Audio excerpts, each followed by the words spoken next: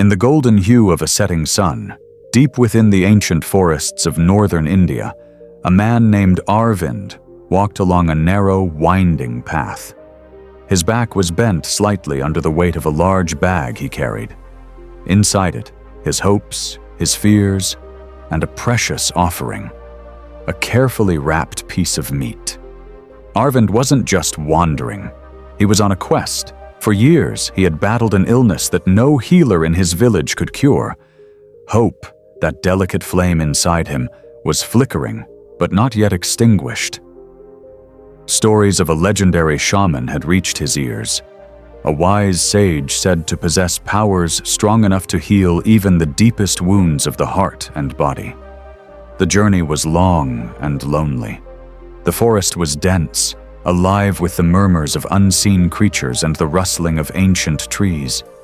Every step Arvind took felt like a step into the unknown. Yet his determination pulled him forward. As he trudged along the muddy trail, Arvind noticed a figure seated by the side of the path. A monk, robed in simple saffron, sitting in serene meditation under a gnarled banyan tree. The monk's calmness contrasted so sharply with Arvind's restless mind that he felt drawn to him like a thirsty traveler to a cool spring. Bowing respectfully, Arvind asked, "Respected monk, do you know where I can find the shaman who heals all ailments?" The monk slowly opened his eyes. They were deep and kind, as if holding the wisdom of countless lifetimes. He spoke in a voice as soft as the breeze but heavy with meaning. "The shaman you seek is not far, my son. But be mindful. There is a tiger that roams these woods, wild and unpredictable. Fear will be your greatest enemy. Stay alert, but do not let fear cloud your heart." Grateful but slightly shaken, Arvind thanked the monk and continued on. Yet the monk's warning echoed in his mind. A tiger? The mere thought of it made his steps hesitant. Every snapping twig and swaying branch now sounded like a predator lurking, ready to pounce. Still he pressed forward. His heart pounded not just from the long walk, but from the fear gnawing at his mind. His palms grew sweaty, his breathing shallow. The bag on his back felt heavier with each step, as if it carried not just meat, but all the weight of his worries and imagined terrors.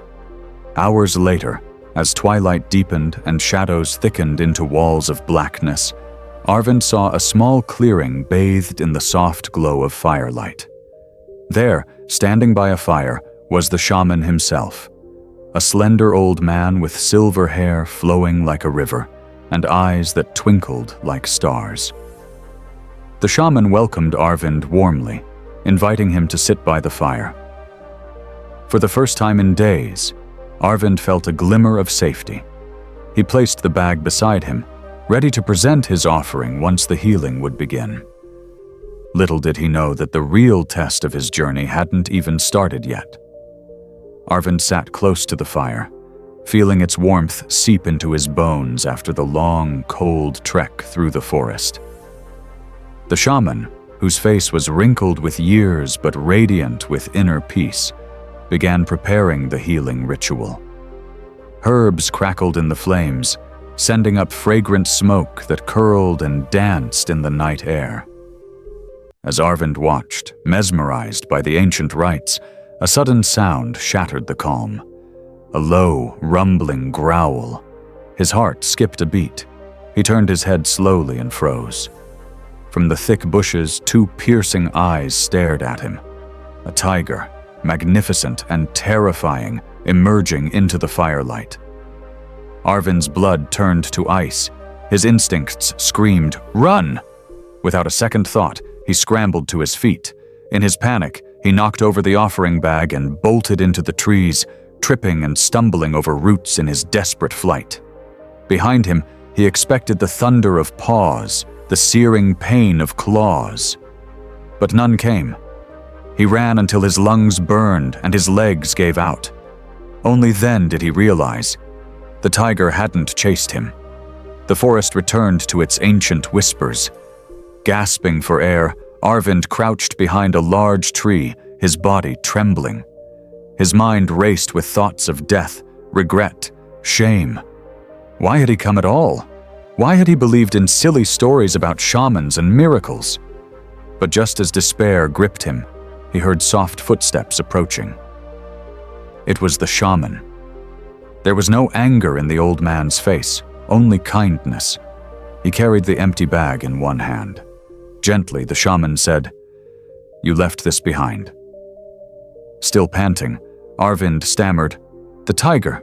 The tiger!" The shaman chuckled softly, the sound like the wind through bamboo leaves. "The tiger was never after you, my child," he said. "He was after the meat in your bag.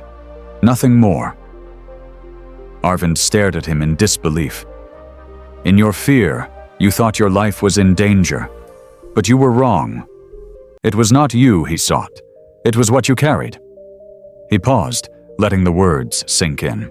Often in life, we mistake the weight we carry for part of ourselves. We think we are running from dangers that are outside of us. But in truth, we are running from the burdens we refuse to release. Arvind sat in stunned silence. How much of his fear, his suffering, his endless exhaustion had been caused not by the world, but by the bag he stubbornly clung to, the bag of anxieties, the weight of expectations, the fear of failure. The tiger had never wanted him.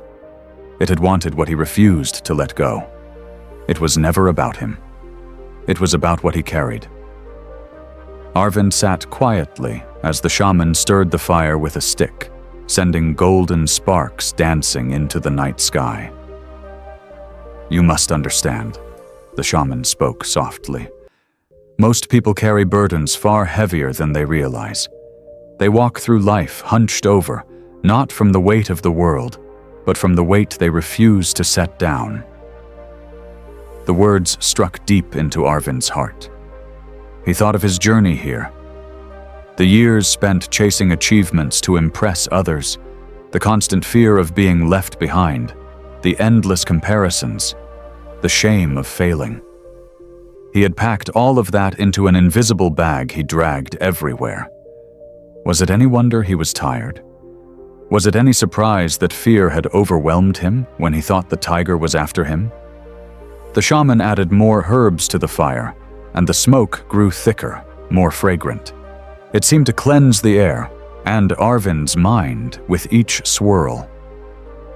"You came here seeking healing," said the shaman, "but healing does not come from me. It comes when you recognize that you were never broken." Arvind frowned, confused. "But why do I feel so lost?" he asked. The shaman smiled, eyes twinkling like the stars above. "Because you keep searching for peace outside yourself," he said. "You think it is hidden somewhere far away, in another job, another success, another approval. But peace isn't found at the end of a long road. It's in the simple act of letting go."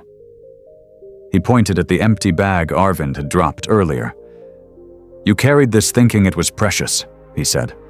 "But what if you had simply left it behind sooner? The tiger would have no reason to chase you. Your fear would vanish like morning mist."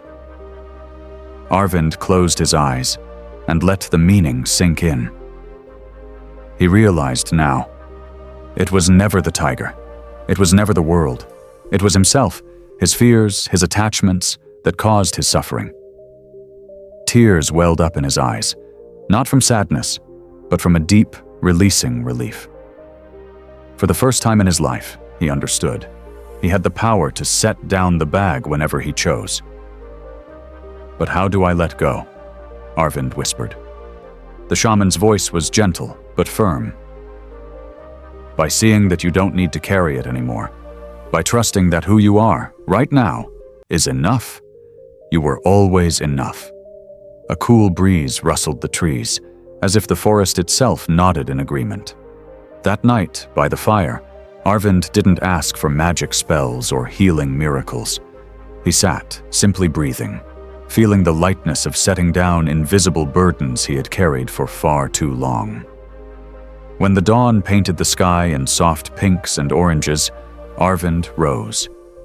He bowed deeply to the shaman. "Thank you," he said, his voice steady. "I understand now. The life I seek was never far. It was always here, waiting for me to notice."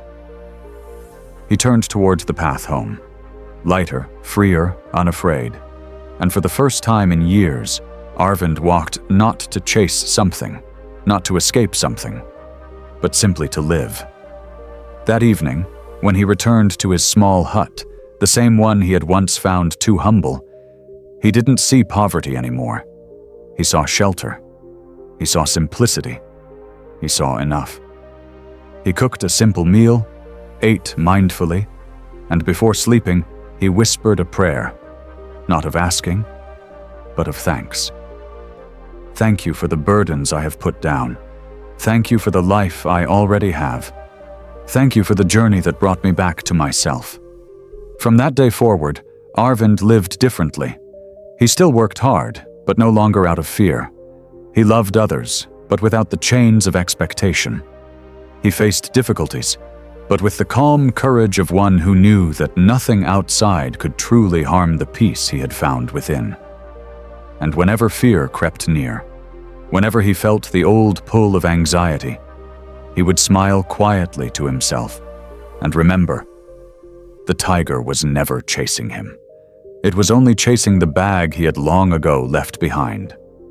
Moral of the story: the life you seek isn't hidden in distant lands or unreachable dreams.